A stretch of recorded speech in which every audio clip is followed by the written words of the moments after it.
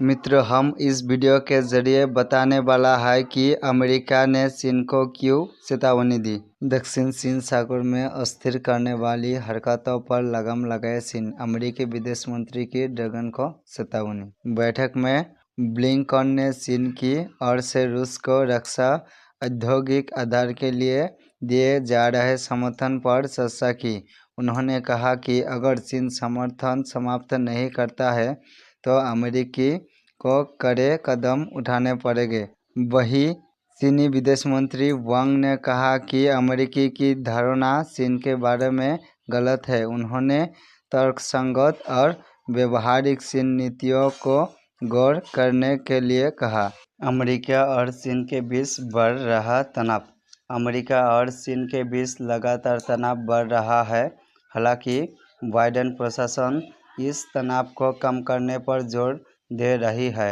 हाल ही में यूक्रेन रूस आक्रमण में चीन की ओर से रूस का समर्थन और दक्षिण चीन सागर में हो रही कार्रवाई के दौरान ताइवान को दी जा रही धमकियों ने चीन और अमेरिका के संबंध खराब कर दिया है। इसी सप्ताह उत्तरी अमेरिका एयरोस्पेस डिफेंस कमांड ने अलास्का के पास उड़ान भर रहे 2 रूसी और 2 चीनी बम वर्षकों को रोका था। अमेरिका और यूरोपीय संघ ने चीन पर आरोप लगाया कि रूस के रक्षा क्षेत्रों को मजबूत करने के और रूस पर लगाए गए प्रतिबंधों के बीच चीन ने हथियारों की आपूर्ति की। हालांकि चीन ने इससे इनकार किया, साथ ही खुद को एक शांति मध्यस्थ के तौर पर स्थापित करने की कोशिश की। लाओस में आसियान देशों की बैठक से अलग अमेरिकी विदेश मंत्री एंटनी ब्लिंकन ने दोनों देशों के बीच बातचीत को खुला रखने के लिए कहा।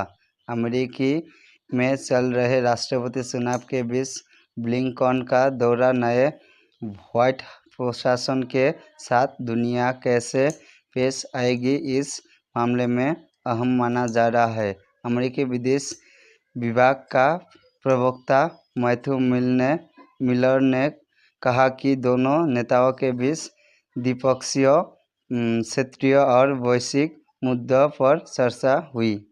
सचिव ने कहा कि अमेरिका सभी सहयोगी देशों के साथ मिलकर स्वतंत्र दृष्टिकोण को आगे बढ़ाएगा।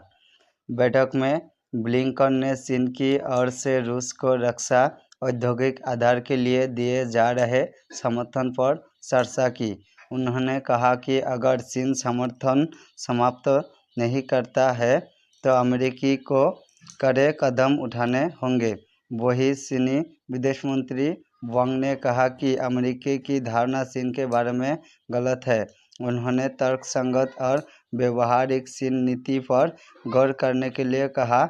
इस दौरान दोनों देशों के बातचीत जारी रखने का फैसला हुआ।